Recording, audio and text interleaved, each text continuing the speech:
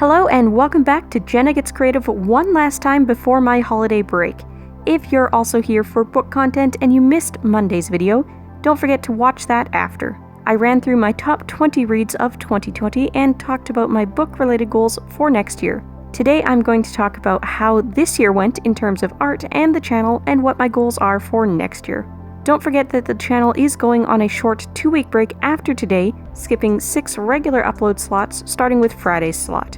This means the first video back in 2021 will be an art video on Friday, January 8th, and then book content will return on Monday, January 11th. Today's piece is a simple watercolor silhouette illustration similar to what I was doing last week with the bookmarks, although playing off the same technique wasn't at the front of my mind when I decided on what I was doing.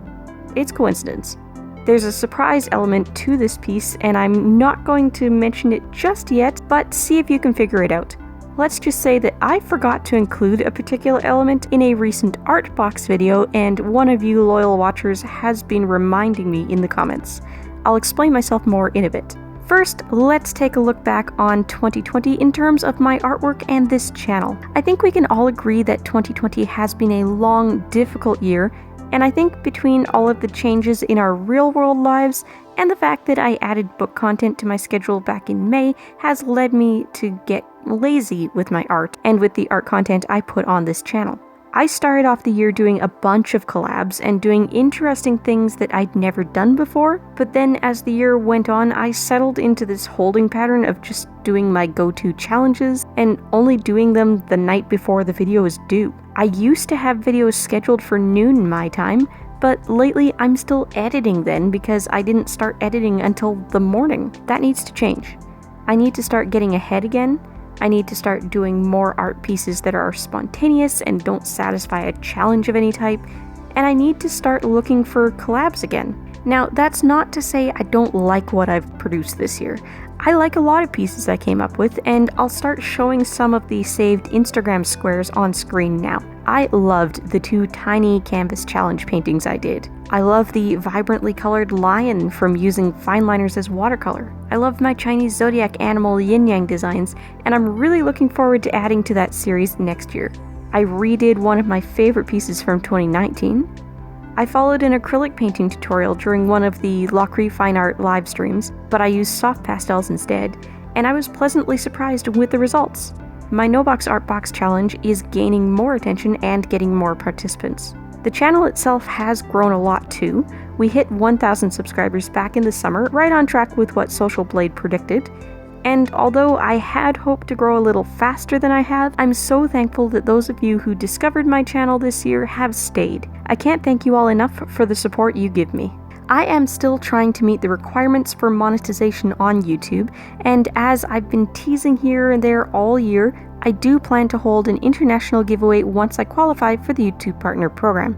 The first requirement is hitting 1K, which you guys helped me do back in the summer, but the second requirement is to have 4,000 watch hours in total over the last 12 months, and I'm still not there. I'm confident I'll get there in 2021 because the last 2 to 3 months having the book content added for every Monday has really boosted my watch time numbers in the last 28 days snapshot we get on our YouTube dashboards, but it's going to take a while yet before these higher viewership months knock all the lower viewership months off the other end of the 12-month measuring stick. As I say every time I tease the giveaway, if you want to see it happen sooner, watch my videos all the way through on regular speed. When the time comes that I finally do qualify for the YouTube Partner Program, I will make an announcement and open up entries for the giveaway. I haven't decided yet exactly how I'll handle entries, but you're going to have to be subscribed to the channel in order to enter, and I'll probably use Rafflecopter and have it take your email address so I have a way to contact the winner. As per YouTube's policies, you have to be at least 14 years old when the contest opens. I cannot collect information if you are 13 or younger, and if you're 14 and up but still a minor, you'll need permission to provide your mailing address if you win. I'm willing to ship the prizes anywhere that can accept parcel mail from Canada. There will be an art prize package and a book prize package. You'll be allowed to enter for both, but you'll only be allowed to win one. If I manage to draw the same name for both, I'll redraw one. The art prize will include a collection of art supplies I've been setting aside for a giveaway since 2019 and through 2020. These items are in a variety of mediums and from a variety of brands, either completely new and sealed or tested once when I got it and then tucked away for the giveaway, usually because I got something I won't personally use again in a subscription box. The book prize will be either the 2 fantasy genre books I currently have duplicates of, or a custom order placed through Book Depository Winner's Choice. Both the art and book prizes will also include a small original artwork. By the way, I mentioned this in Monday's video, but for the art-only viewers, YouTube has been talking about starting to run ads on all advertiser-friendly videos, regardless of whether or not the channel is a partner program member. I'm conflicted on how I feel about that. On one hand, we do all get free video hosting here, which is no small thing. Video files are huge. But on the other hand, YouTube is planning to profit off of small creators who are already having a hard enough time climbing the ladder as it is. So if you're a regular free user of YouTube, not a premium subscriber, and you're watching without an ad blocker, you may start seeing ads pop up on my channel. If you do, and I haven't announced the start of the giveaway yet, I'm not holding out on you. YouTube is profiting off of me without paying me for it. I promise that once the application form unlocks and I can submit my channel for inspection, I'll be letting everyone know. Alright, so goals for 2021. Obviously, getting this channel into the YouTube Partner Program is one of them, and I feel really good about the chances of that happening at some point in the year. Obviously, I'd prefer if it happens in the first half of the year, but even if it happens on December 31st of next year, it'll be a win. I want to do more collaborations. I'm referring more to art collaborations than book content collaborations, but if you're watching and you want to collaborate on something bookish, I'm open to that. I'm mainly looking for art and crafting channels who want to collaborate in 2021. Please do leave a comment on any video, catch me on socials, or email me at the address on my blog if you want to collaborate. Don't let my channel's numbers scare you off. I'm willing to collaborate with smaller creators. Don't let what you perceive as my comfortable normal box scare you off. If you do something completely different, either if it's art, craft, or bookish, I'm in. I want to put out at least one collaboration besides my Art at Excellence videos every month starting in January for the foreseeable future. I'm also open to cross-platform collaboration if you have a following of at least 1,000 on Instagram and regularly do IGTV videos, or similar numbers and normal viewership on other platforms that can do videos. Not stories that disappear in 24 hours, videos that stay up and remain searchable. I want to require myself to create spontaneous art that doesn't fulfill a challenge at least twice a month starting in January, and at least once a month I want to feature an artwork that took more than one sitting to complete, because I haven't been pushing myself to do long, detailed works this year. Because of this, I'm not allowed to do the Pokemon mashups more than twice a month, because that has become my go-to quick idea fallback option in recent months. I love it, it's a lot of fun, but it's not technically challenging, and only about 20 of you out of the nearly 1,200 subscribers I've got, and all the viewers who aren't subscribed besides,